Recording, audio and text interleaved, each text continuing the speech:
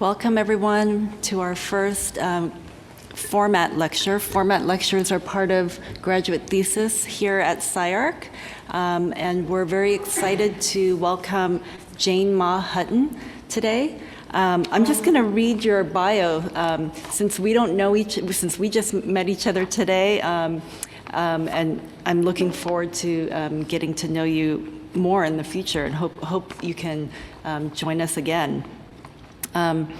Jane Mah Hutton is a landscape architect teaching at the University of Waterloo School of Architecture. Her research focuses on the expanded relationships of the act of building, examining the movement of materials as they pass from production landscapes, plantations, quarries, factories, through design constructions, buildings, landscapes, infrastructure, to care and maintenance, labor practices, through demolition and disposal or reuse. Recent books include Reciprical Landscapes, Stories of Material Movements, Landscript 5, Material Culture, Assembling and Disassembling Landscapes, and Wood Urbanism, From the Molecular to the Territorial, co-edited with Daniel Ibanez and Kiel Mo. This research examines socially and ecologically harmful legacies of colonial capitalist land development and aims to strengthen connections between material practices and land relations in solidarity with people, landscapes, and other species elsewhere. Welcome, Jane. I'm going to give you the floor. We're going to have a little bit of a post-lecture discussion afterwards, so anyone watching or sitting in the room with us, please stay for that discussion. Thanks so much for the introduction and invitation, and it's great to drop in, or kind of exciting just to drop into a different context. And I hope that, I secretly hope that I can hear a little bit about what you were all working on, and maybe in the discussion, that would be wonderful for me, just to even know, like, if some of these ideas resonate with your own research, or how the kinds of decisions and issues you're taking on. I know we won't have that much time, but super curious. So my plan is to share this this book project, Reciprical Landscapes, Stories of Materials Movements, and talk about a couple of these material stories. Are you able to see that full screen?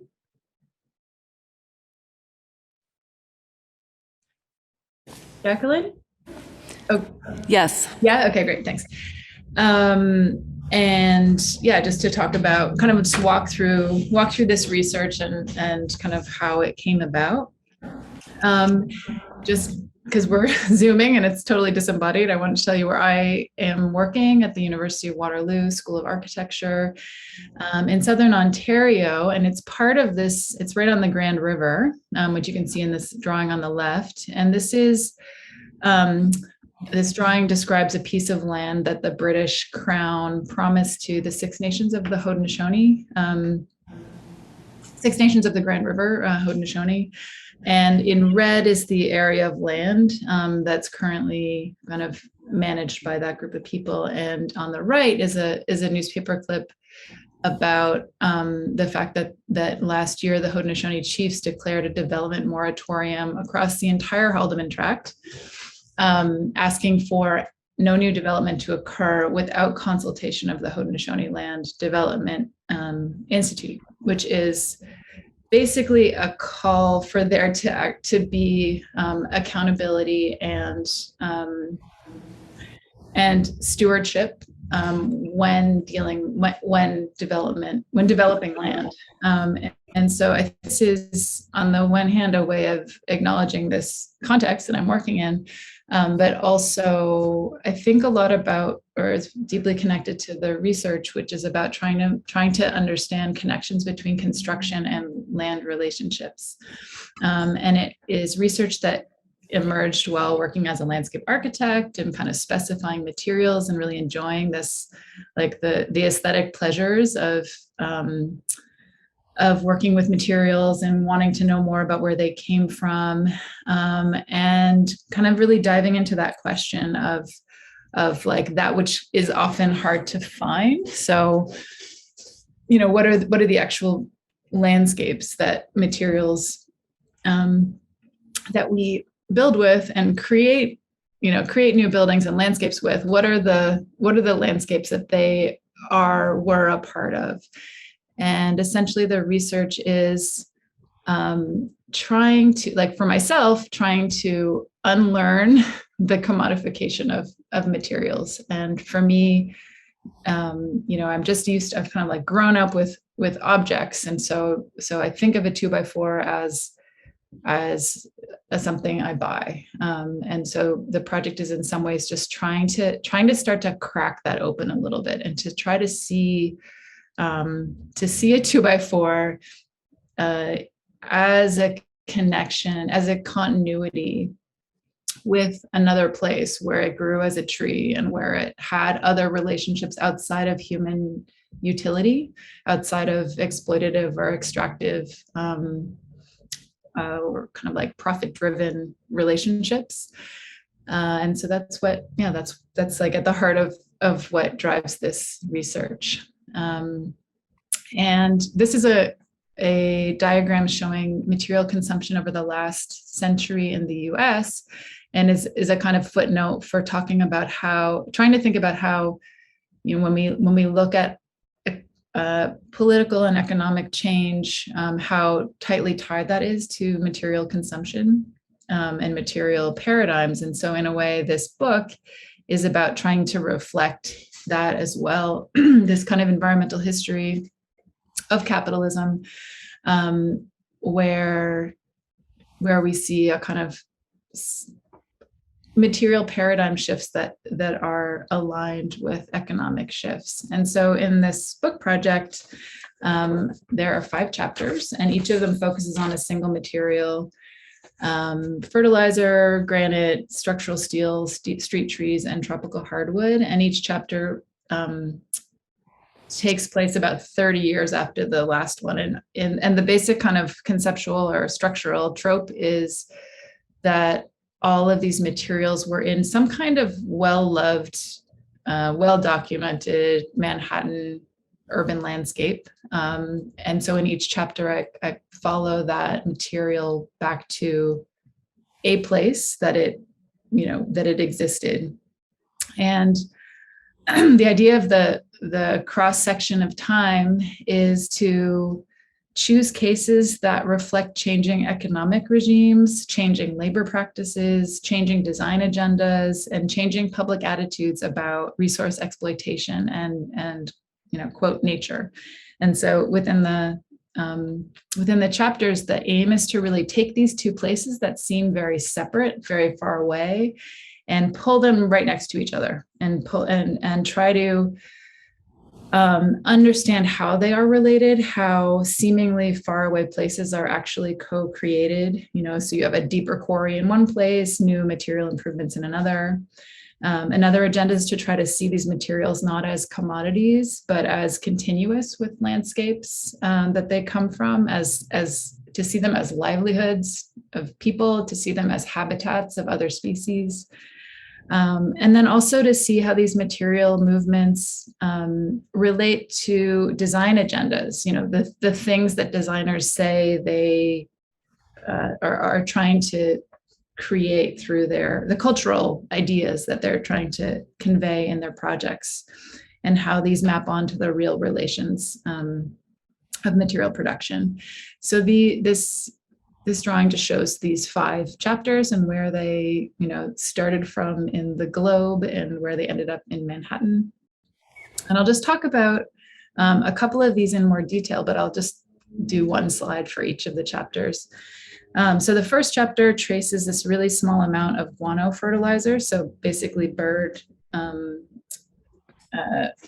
shit fertilizer used on the lawns of Central Park in the 1860s, and traces them back to the Chincha Islands of coastal Peru. And it focuses on this kind of growing metabolic rift of urbanizing centers it discusses concerns, kind of local concerns about how as metabolic cycles were growing, there was a disconnection from local organic cycles. And it connects soil exhaustion, Atlantic and Pacific slavery, and the development of the contemporary chem-lawn.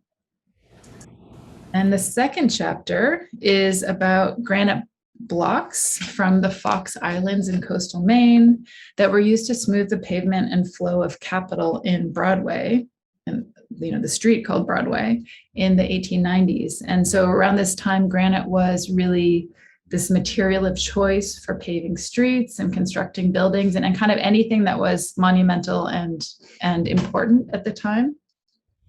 And so this chapter focuses on the solidarity of quarry workers in Maine and paving layers in Manhattan, how they kind of work together to disrupt the flow of granite in response to exploitative working conditions in the quarry sites.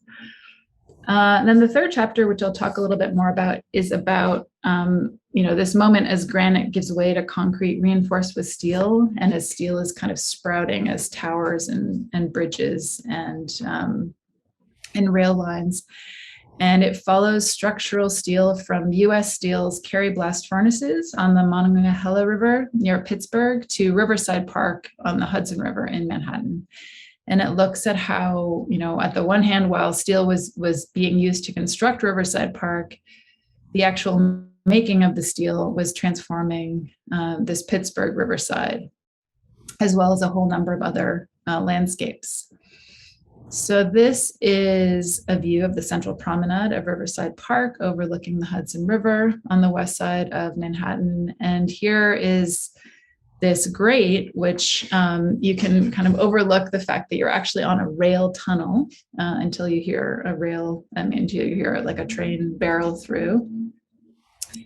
And when Riverside Park, which was designed by Frederick Law Olmsted, was constructed in 1874, these rail tracks were already well established. They were a really important connection, bringing goods downtown. And this park was kind of relegated to the slope uphill from the tracks. So this was a super active kind of industrial area. And for decades, this was started to bring a tension between these industrial uses and wealthy uptown residents. And by the late 1920s, there were plans to cover the tracks and extend the park into the water.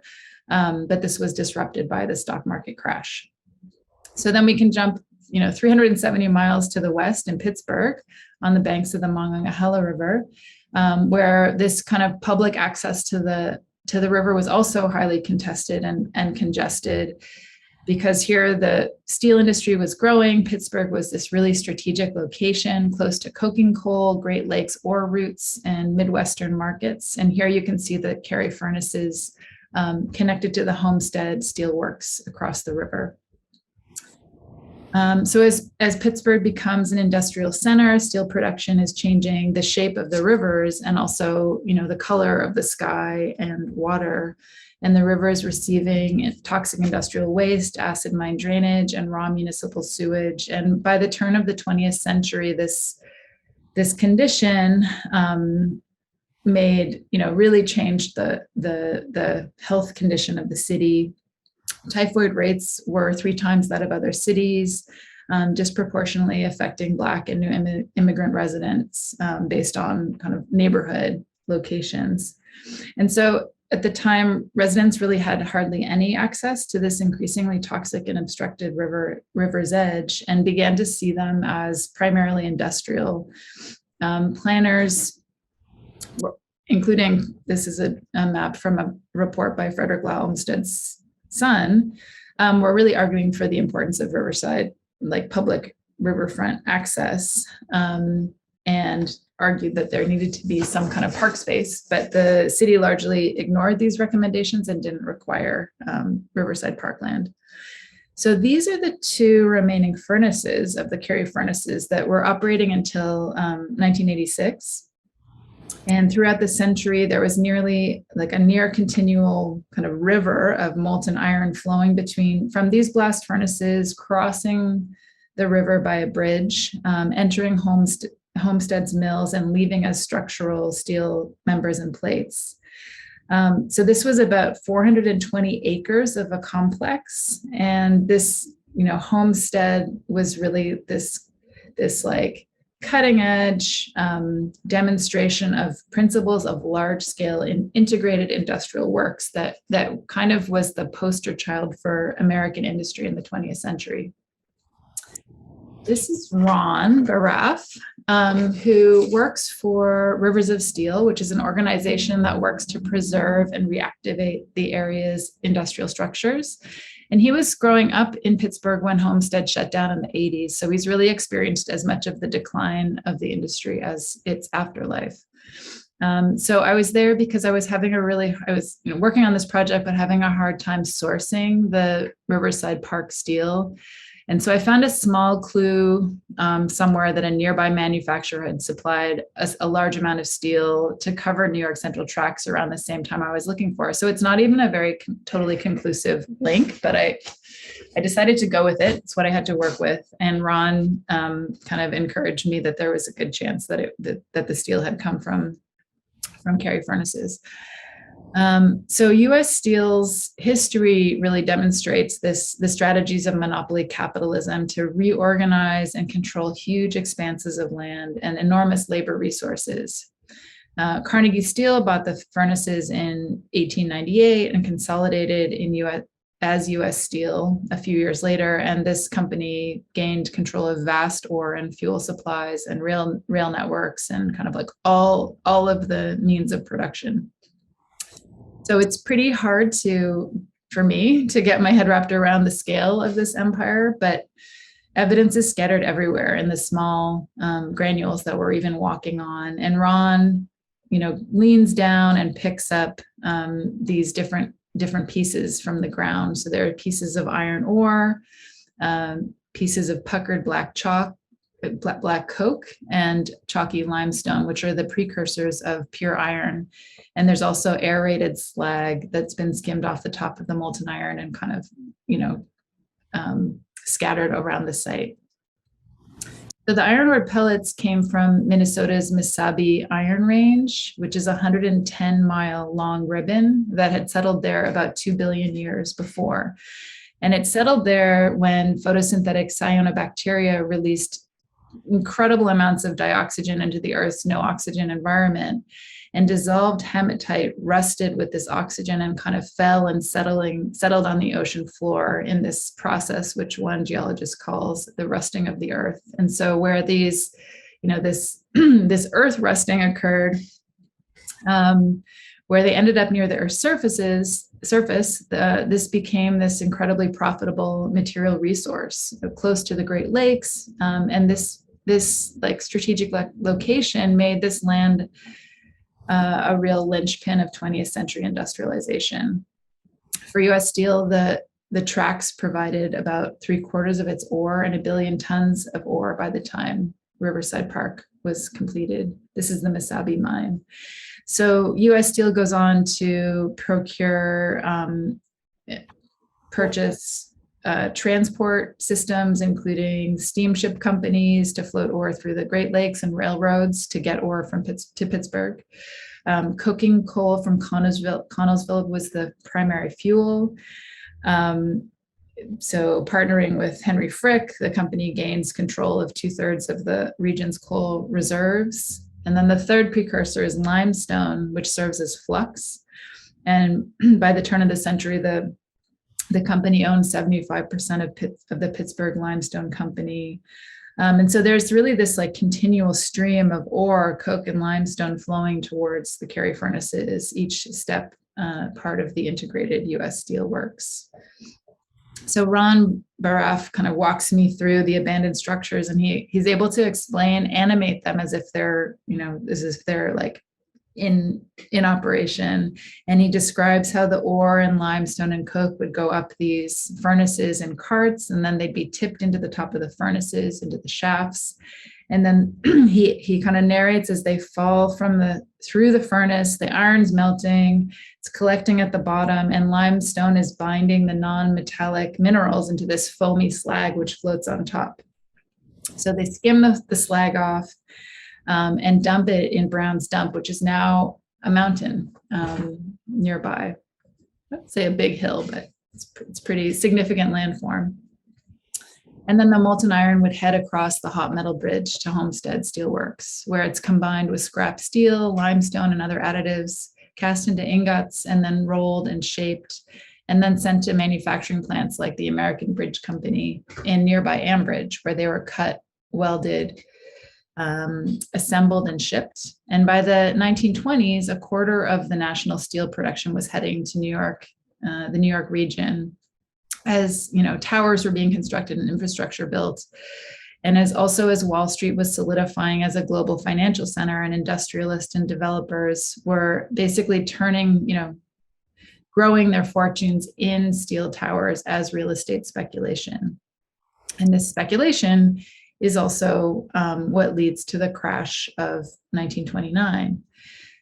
And of the many WPA infrastructural projects that emerged, following through the New Deal administration, the Robert Moses-led West Side Improvement, which went all up and down the Hudson, but included the renovation of Riverside Park, was the city's largest infrastructural project. And it's worth noting that this was also, made possible through a discriminatory cost savings, as Moses was prioritizing park spending between 72nd and 110th Street, where the wealthiest and whitest populations lived, and spent about a quarter as much north of 125th Street, where the population was poorer and where Black communities were concentrated. And so this is like an example of how the planning went down, and how the budget line was produced. So in Riverside Park, the roofing of the rail tracks, the expansion and filling of the shoreline, the smoothing of the grade between Riverside Drive and Hudson River produced about 53 hectares of parkland. And this included like acres of steel being installed to cover the tracks through this tunnel. So steel workers installed prefabricated rigid steel frames made of plates and angles, riveted together in intricate patterns along the river's edge. Once the steel roofing was finished, there was highway construction, topography, and planting.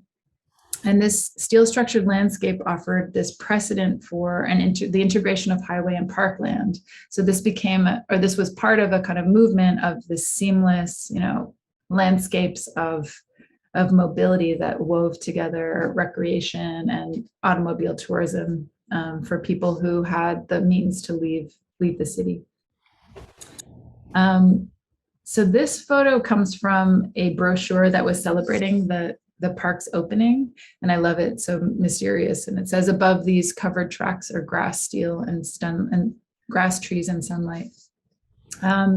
So in the same year that Riverside Park's renovations were completed, and were also prompted by New Deal legislation, U.S. Steel in Pittsburgh shocked the nation by signing an agreement that recognized full union representation, establishing the 8-hour workday, 40-hour work week, and grievance procedures, indicating the growing power of industrial unionism. So this chapter looks at this kind of simultaneous completion of Riverside Park, as well as the signing of the U.S. Steel labor agreement, and that they kind of reflect a critical moment when power between industrial corporations and the public was being radically reorganized. This was socially, but also physically, and steel was this kind of major, the medium, I'd say, that it was happening through. And the chapter ends with looking at the kind of dissolution of the steel industry in Pittsburgh, but also the rail line abandonment in the 1980s as it becomes home to a community of people whose story was documented by the photographer Margaret Morton, and also the film Dark Days, as steel is leaving Pittsburgh, taking jobs and kind of leaving a new landscape of brownfield sites around the city. The fourth chapter is about street trees, about London plane trees that were planted all over Manhattan. And it looks at the relationship between a community-driven planting on 7th Avenue in Harlem, and the Rikers and a kind of a New York City Parks Department tree nursery that was propagating and growing thousands and thousands of street trees that was on Rikers Island, so the carceral complex. And it looks at the interdependencies between urban street trees and residents, and also looks at this kind of like long-term collective rearing of these trees that now make up a huge part of the city's, like the ambiance of the city, and the fact that these were kind of reared by unpaid incarcerated workers. Then, so this is the last chapter, and I'm going to talk about it in a little bit more detail, and it's about Ipe, so tropical hardwood from northern Brazil that was used in the first phase of the High Line in 2009. Let's check the time here. And it kind of starts with a reflection about decay, and how I'm thinking about how in the forest we can understand decay as this essential process of ecosystem cycling. But when it comes to lumber and kind of construction wood, decay is a problem. It's a problem in this otherwise ideal building material. And in the US, you are closer to this coastal redwood than I. This is a well-known example of this incredible decay resistant one, like miracle wood. It's so beautiful, versatile, easy to work with, fire resistant, and really tough against fungi and insects. And so Pacific old growth redwoods were enormous and notoriously over harvested. And they were being used for everything from luxury interiors, but also the basis for newer, lower cost suburban and workers' bungalows. It was also being exported for infrastructure, mine shaft stadiums, like around the world. And here you can see forestry reports claiming that there was really so much of this wood that it was impossible to deforest. And there were advertising campaigns marketing the wood based on the kind of romance and mystery of the wood's former status as an ancient living thing. We can also look around the same time at another prized and durable wood, a mahogany, which following colonial routes through West Africa and the Caribbean, and marketed to North Americans with colonial aesthetics. And here you can see these advertisements, which kind of again like argue for the incredible plenty of this species and the kind of romance and exoticization of the wood and its the beauty of its use. This is a study talking about the eventual kind of over extraction of mahogany, which would occur later in the 80s. As the surge of redwood was finding its way into many different kinds of construction, it also became this really important element for modern domestic life. So like the residential deck, and here is landscape architect Thomas Church acting as a spokesman for the California Redwood Association, talking about what an incredible material this was, and really was being used to, for these important features of modern architecture and landscape architecture, like allowing this kind of continuous interior and exterior connection. But of course, at the time, the California redwood population was starting to dwindle, but the wood was still marketed as if its supply was infinite. And so by the 1980s, populations were nearly decimated. And here we can see an advertisement from the 70s, really saying like, go for it, use this stuff, even if you're this 1,000-year-old redwood, even if your benches only have to last for 100 years. So it's a kind of, advertisement logic that would be really hard to sell at the, present, but interesting, just like the insistence on its abundance, its limitless qualities. But, it was limited and And chemically treated softwoods really start to enter the decking market. Pressure treated wood, preserved with chromated copper arsenic, was affordable, reliable, and ubiquitous, and it combated rot, but it also really, as we know, leached highly toxic compounds into soil, water, and people's bodies. And by 2003, the EPA was calling for a voluntary ban on lumber treated with CCA, and its use diminished. And around this time, local hardwood prices rose and tropical lumber imports into the US increased by 400%. And so these ads show new benches available in teak, ipe, mahogany, and purple heart from South America.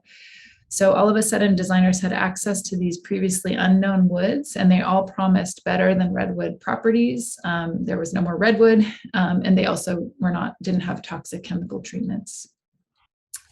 So when the first phase of the High Line was constructed on the obsolete elevated line of the West Side Improvement, which I just mentioned, in the chapter about steel, ipe was a really obvious choice for the decks, step seating, and furniture.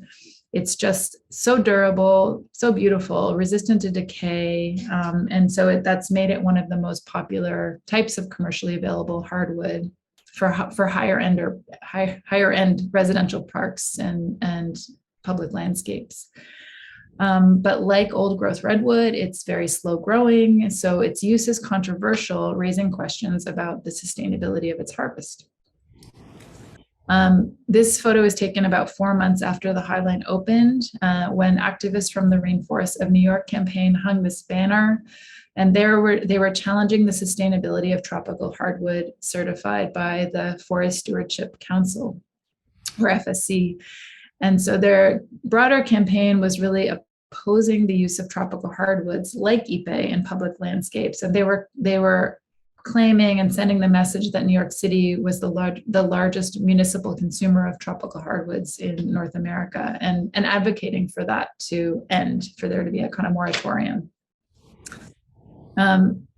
So the supplier for the first phase of the High Line is located in Belém, which is a city at the northern tip of the Brazilian Amazon. And this is a port where goods from the forest like rubber, cacao, lumber, and other valuable materials have flowed out of the forest for centuries. So Marley Nogueira, who is someone who works at the Instituto Floresta Tropical, which is an independent sustainable forestry research and training organization, kindly offered to show me some ipe. I just wanted to see some growing in the forest. And so he took me on a trip about several hours upriver to the Institute's forest plots. And so he cleared a path to this tree, which was about 1.5 meters wide and about 40 meters tall. So pretty enormous. And this tree is one of several species that are known as ipe that can be found from the Brazilian Amazon to Mexico. But they appear at extremely low densities. So one mature tree, you can find just about one every 3 to 10 hectares. So they have these very slight winged seeds that get caught in foliage when they fall, and then they get kind of gobbled up by animals on the forest floor. And so all of these traits combined means that it's very hard for seedlings to survive. And the fact that they grow so slowly means that there's a population made of very few mature trees that are quite old and few juveniles. So all of these traits, plus the fact that it's incredibly valuable on the market, make it very vulnerable to legal and illegal overharvesting. So Marley explains here in this photo why that ipe was chosen for the Institute's logo, because it really represents the current crisis, where the desire for these highly valuable yet very sparse trees like ipe can serve to exacerbate deforestation processes. So pushing the logging, what's called the so-called logging frontier, further into unlogged forests, catalyzing road construction and agricultural production. So this is kind of a similar history to what happened with mahogany. which became endangered in the 1980s. And so eventually it was protected, but as one ecologist writes, really Ipe just takes that same process. Ipe becomes the new mahogany. We just kind of replaced one endangered species with another. So logging companies have to provide a sustainable forestry management plan and follow restrictions about the quantities and types of trees that are going to be harvested. And here are the sawmills to the north of Belém process logs that arrive by river from various regions of the Amazon. US distributors purchase sawn wood and ship it directly from Brazilian mills to New York City's port.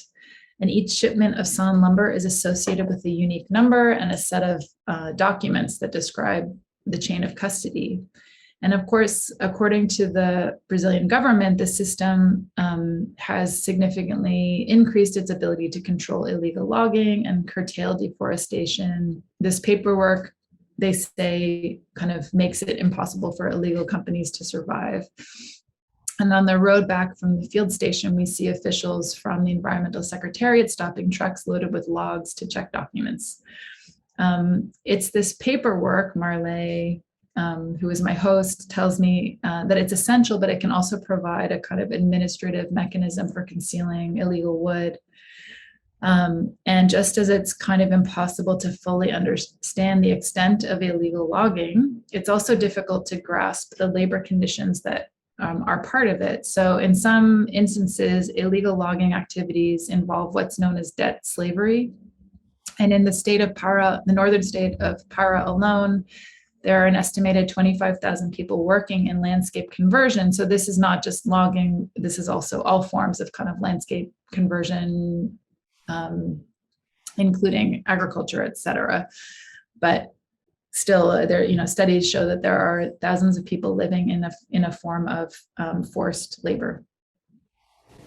So the chapter gets into, tries to cover different perspectives about wood certification, including that of these ecologists who suggest that even with reduced logging intensity, it's really not possible to sustain the production of Ipe lumber under so-called, sustainable harvest levels.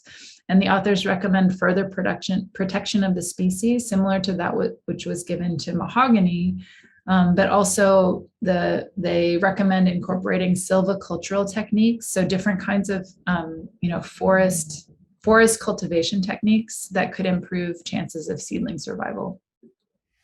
So this is back to Marley in the Forest Management Center. And here he's tending to some silvicultural plots where techniques are being tested on, trying to support and cultivate this species by collecting seedlings from mature trees. And the hope is that some of these techniques could one day make the commercial harvest of slow-growing trees like Ipe more tenable in general. So future phases of the High Line incorporated reclaimed teak and other salvaged hardwood. And soon after, the New York City Parks Department announced a moratorium on old growth tropical lumber for public parks, which continues, and I think has something to do with the activism of this organization and others to try to put pressure on and public awareness about the procurement of materials for these high-profile projects. So we can see a move to use reclaimed lumber, like this is Brooklyn Bridge Park by Michael Van Valkenburg and Associates, and a growing use of black locust, which is a fast-growing domestic rot-resistant wood. And the story in this chapter tries to contrast this slow growth of Ipe and this fast rate of obsolescence and development in neoliberal Manhattan, as the High Line is kind of becoming the symbol of an archetypal neoliberal space, so the public landscapes, institutions, and jobs that were being kind of stabilized in the earlier part of the century that are indicated in the steel chapter, they start to give way to privatized arrangements. And this is all happening through the aesthetics of obsolescence in the reused steel structures of this relocated industry. So tropical hardwoods are, so well loved because of their ability to withstand decades of tough weather. But this photo, which shows the aftermath of Superstorm Sandy, shows this kind of like crumpling of hardwoods, of Ipe, teak, and kumaru in the boardwalk.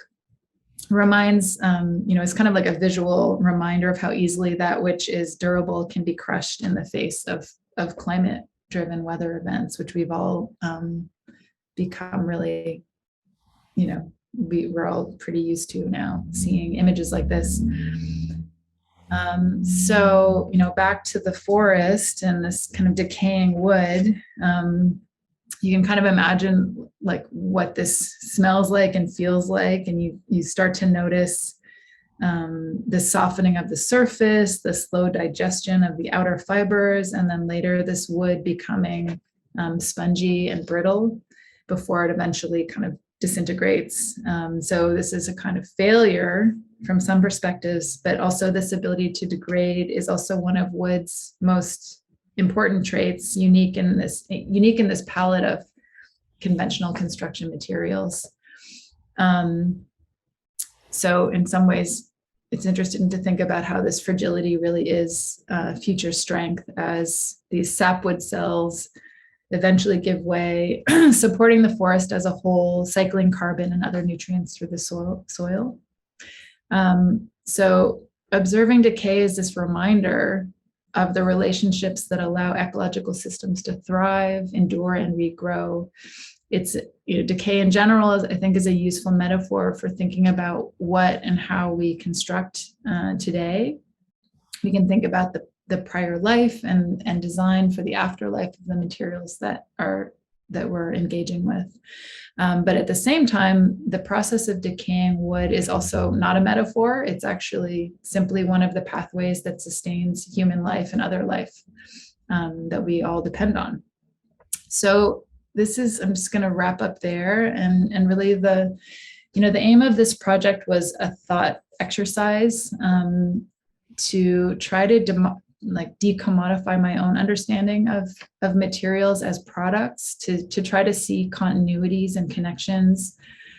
And really, I just end with questions about how to support these connections, support mutually beneficial relationships, and seeing how caring for existing buildings and landscapes is, could be a kind of act of reciprocal relationship. So I'll just end it there. And I hope, as I mentioned before, I would really love to hear what people are working on, if there's any way to connect. I don't know if you have any questions about this work, or, anything about it, but also like maybe through your work. I'd be just delighted to know what you're working on. And I got a sneak peek through the website, and that was great to see as well. So thanks for listening. Thank you. Jane, that was such a beautiful image to end on. And maybe it can maybe be the thing to start a conversation on. We do have Patrick, maybe? Patrick? Hi. Maybe you can start the conversation with your thesis, since I have your file here.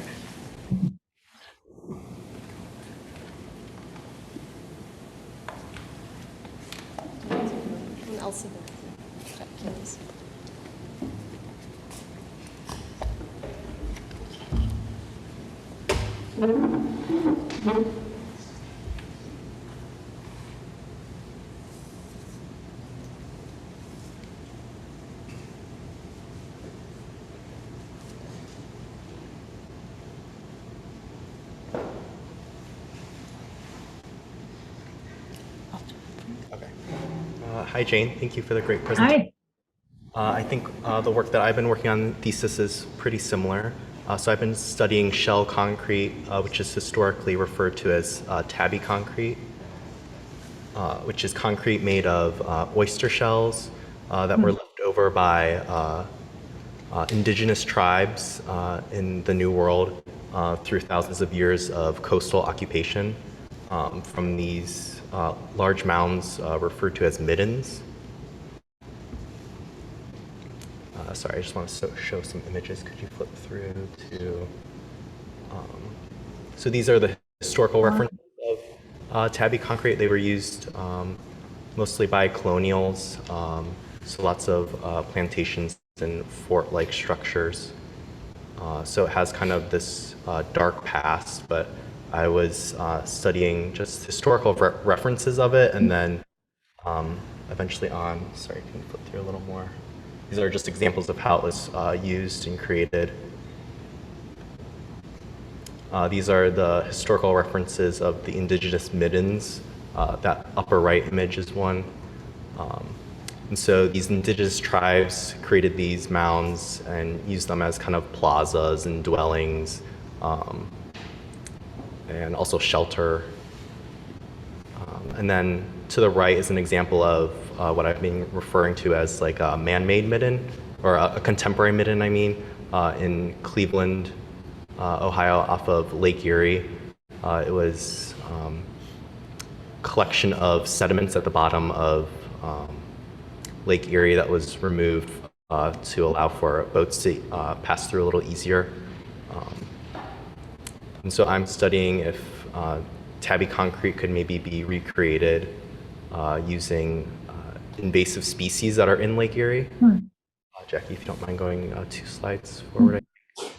There's these issues of zebra and quagga mussels in the Great Lakes, which you may be familiar with being in Toronto. There's literally billions of them, and they're completely overfilling the waters. They actually overfilter the water, which doesn't allow for native plankton or algae to survive, and thus other native species to survive. So the upper left is, I think, 30 truckloads of these mussels, and they completely cover anything in the water or water intake pipes as well. Municipalities have to spend millions of dollars removing them. So I'm studying the possibility of maybe using some of these shells in concrete, extracting them from the water and creating a process of how they could be used for buildable concrete. So Cleveland as a site, it's very similar to situation you were discussing in Pittsburgh. It was a major steel fabricator throughout the years, and also had a lot of redlining that led to its current neighborhood typology, I guess. And, is just studying historical references of its relationship with the river and the lake, and the large emphasis on the industrial revolution. More images of the steel mills in Cleveland.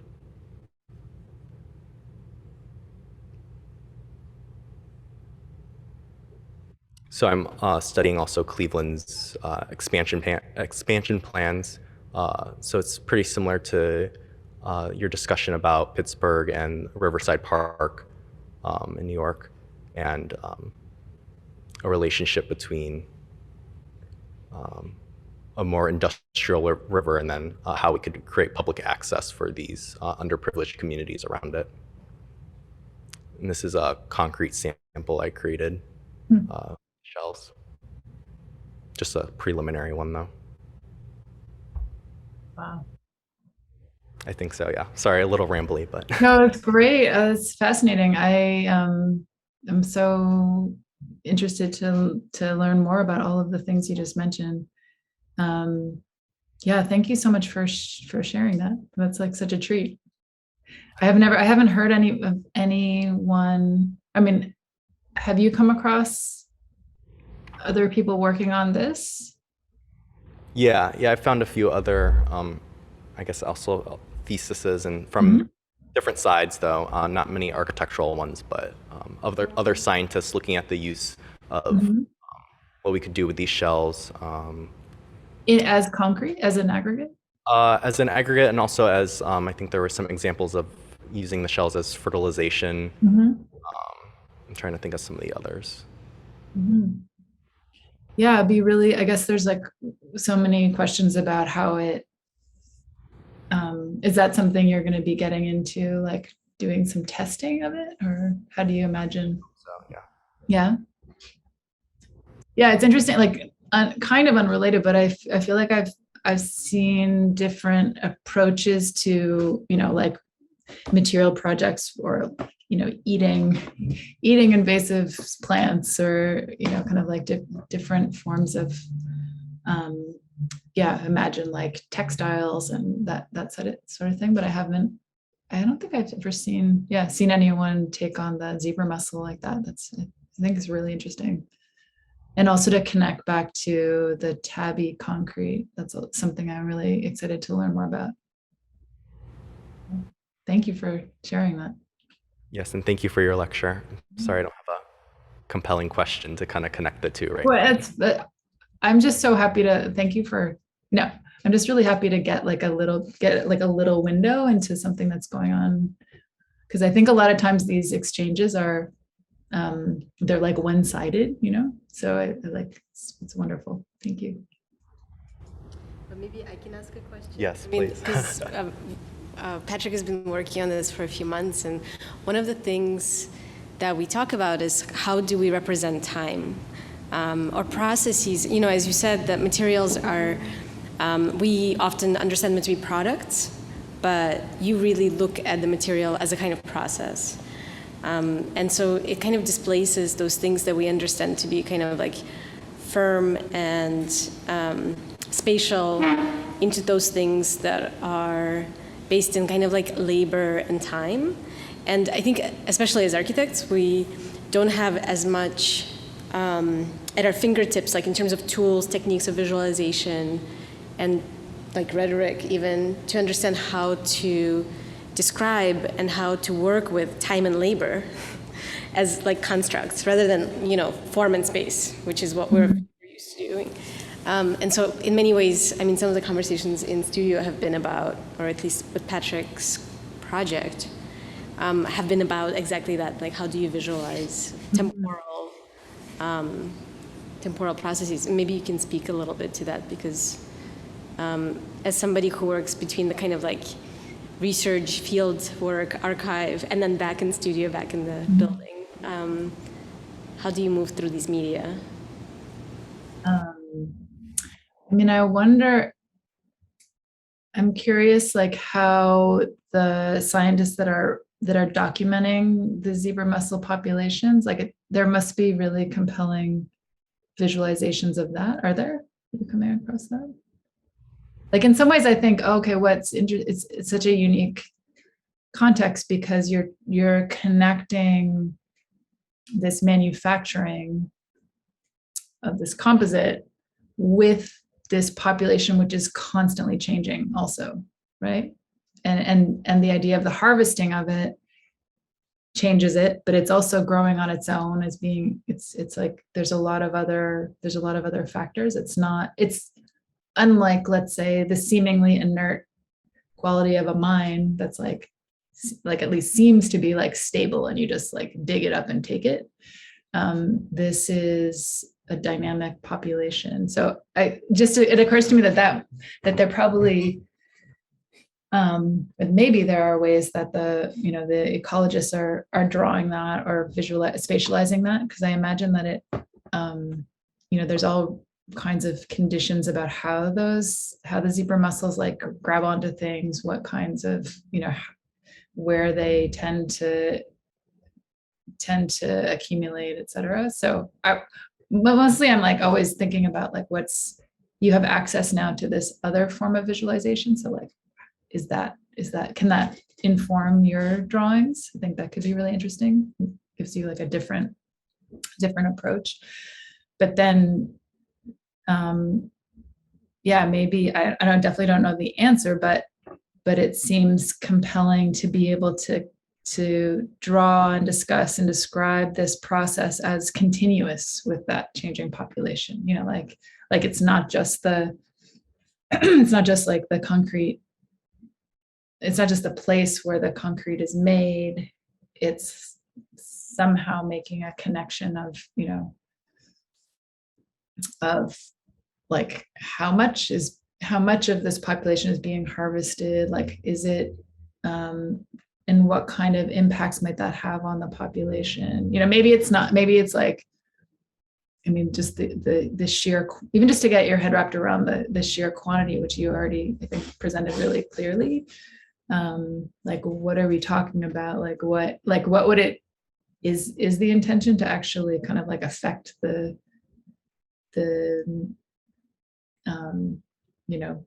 the overall population? Is it about like more smaller areas where some harvesting could actually have an impact? Or, I think it just the drawing, connecting your project, like the speculation about the manufacturing of the concrete to some of these populations and talking about them in the same, like bringing those together, I think is really exciting. And often we kind of separate, I think we'd separate them. So maybe that's my only advice is like, can you make them in the same drawing? Like, can you bring them to the same, whatever that is, but it may not be a drawing, but like use the process of trying to connect those as a way to think creatively about how you represent. Yeah, definitely. I think that's a great point. I don't think I found anything from like a scientific end of like maps or diagrams of the mussels that I liked enough to like include in my presentation. I'll definitely keep looking into that more, but I did really like the image of like the shopping cart and, like everyday items that are just completely with them. And, it just kind of gave me an idea of maybe create some type of diagram where there's a changing evolution of underwater, of when these shells start becoming extracted, what's uncovered after, what's left at the bottom of the lake, and what effect that have. I mean, and this is maybe you learned about this through the tabby concrete research, but also I just imagining that the material like that the shells decay at a different, or like kind of give way at a different rate than the other parts of the concrete. So that seems like compelling. I don't, probably in your semester, there's not enough time to like see that all go down, but maybe it's something you could explore, like kind of speculate about its breakdown. Yeah. Stumbled upon like a couple research instances about how it actually the shells create their own microstructure or something within the concrete, and that further makes it stronger. And like examples of like Roman concrete where they used larger chunks of aggregate, and seawater actually over time created like a stronger concrete that lasted longer. Wow, so cool. Because there's like more of a variety in the structure, apparently, that can help it. But wow. Jane, thank you again for your lecture. Did you, I don't know if that was, I appreciate you all talking about the topic of decay. One thing that's really great as a minority in landscape architecture at the time was whenever you did a lecture, you talk about race, you talk about everything. I mean, politics, just by pulling this thread of material, it'll open up into a larger project. And I think one of the reasons you're able to do that is because you kind of look at material as a continuum, and it kind of creates this homogeneity between those factors of politics, of architecture, of landscape architecture, right? Like, you're now able to access all these different disciplines and fields that we normally don't have access to. And I think, it's about the idea of the building perhaps not as a fixed object, but it's a state in which material occupies. It's a chapter in the story of the movement of material versus the end of it. And that's a nice way of putting it. Oh yeah, that's all you grab it.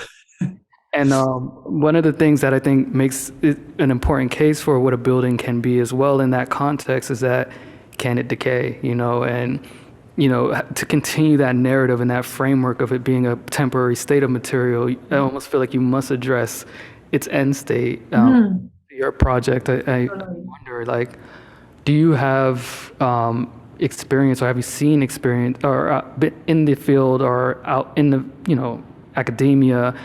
Have you created strategies of decay, or do you kind of, is your work ever going to focus on strategies of decay as a result of like how you're framing, material, and what kind of modes of representation do you then use to exhibit those? Mhm.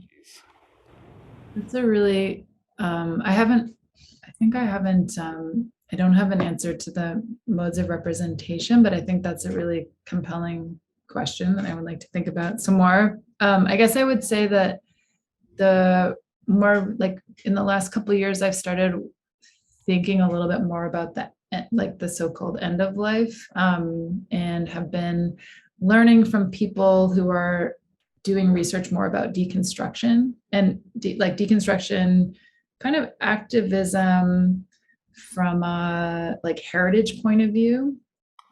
And I'm just like, they blow my mind, because I think that that whole area raises so many important questions about like what's valued, the kind of incentives that currently exist to demolish as opposed to deconstruct. So yeah, I've been like, I recently worked with Alison Kriba, who's a kind of deconstruction researcher in Toronto.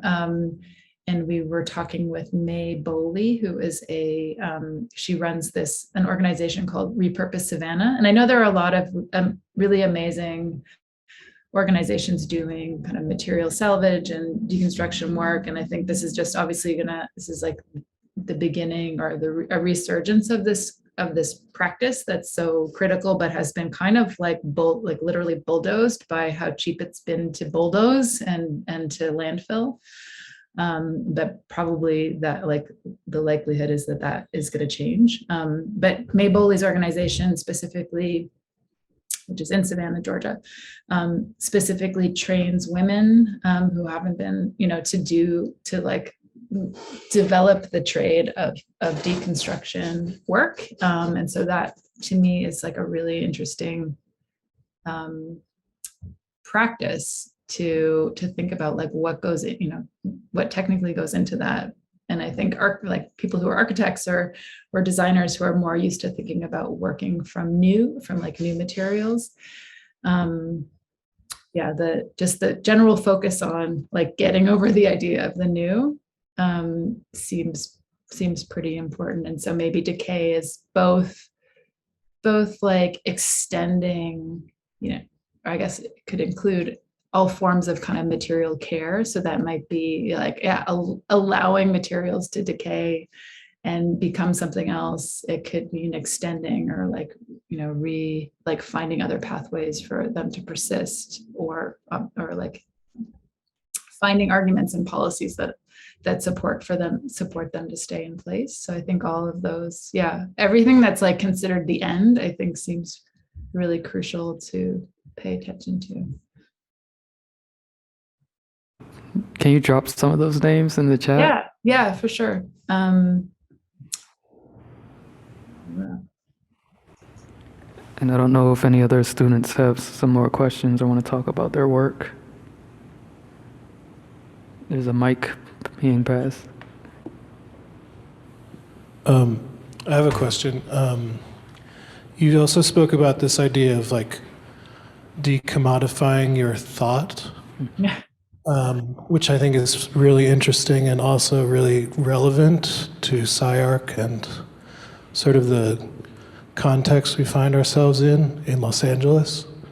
Could you speak about like the genesis of that? Does it run in parallel with the deconstruction, or was there kind of something else, theoretical or otherwise, that kind of was an impetus for that methodology?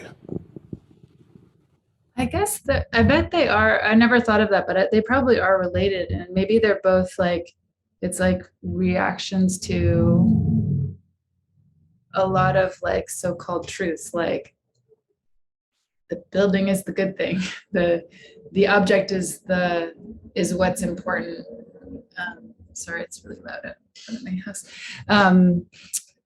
So yeah, I guess both approaches to try.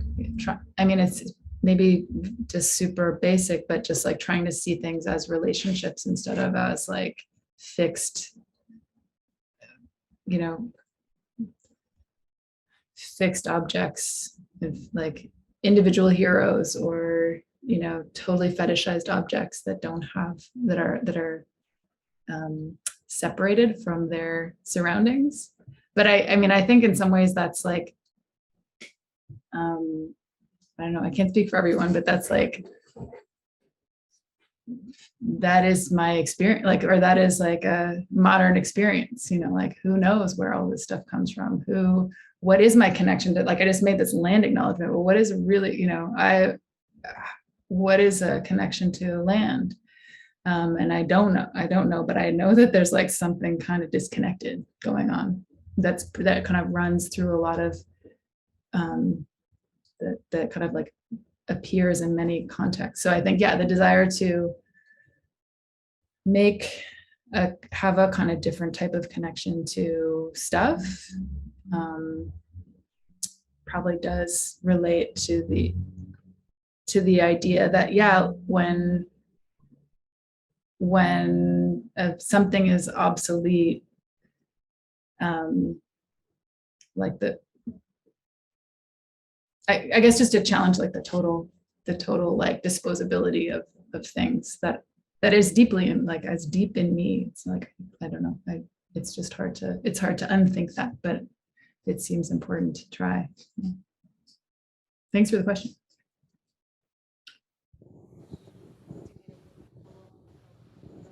And also some things that Jeremy was talking about.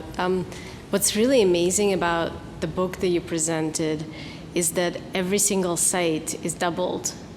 I mean, in the studio environment, we always think of a project, a site, but it's no longer possible after having you as a guest in Keck to think of a project on just one site. There's always a reciprocal relationship back to, from the construction site to the fabrication site, or to some sort of landscape or plantings, and I was really struck by the fact that U.S. Steel actually unionized, its labor at the time, and so there was a kind of reciprocity, let's say, between the kind of construction in New York, let's say, and all of the money that kind of made possible for a pretty radical political position within, let's say, the steel industry, or at least in Cleveland at the time. And so I'm curious about relationships that could be established where two sides reciprocate in a way that New York now actually is responsible and responsive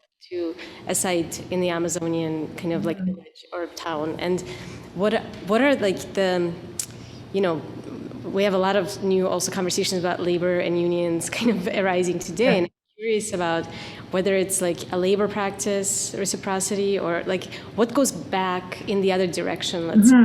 If the material comes this way, what do we goes back, and it's not, I mean, it seems like we can't just say money, because it obviously hasn't trickled down to the other side, to the other city, to the other. They're not equivalent. Yeah.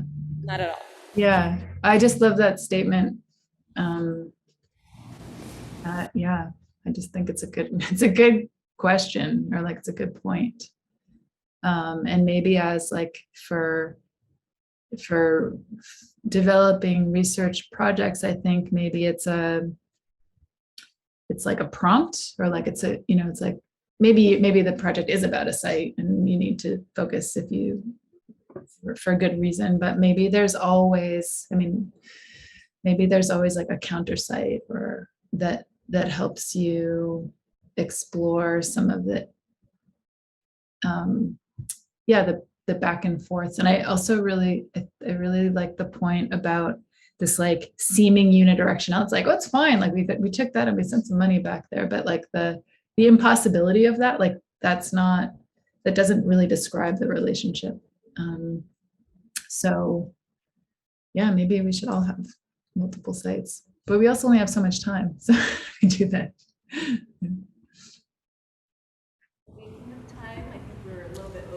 we've taken a little over your 2 o'clock time.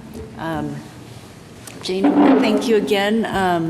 Thank you all for coming. I hope we can continue our relationship with you and have you come to our reviews in September. Well, good luck. Thanks so much for the invitation, and also just great to chat and hear your thoughts. And good luck with your projects. Thank you. Thank you. Bye.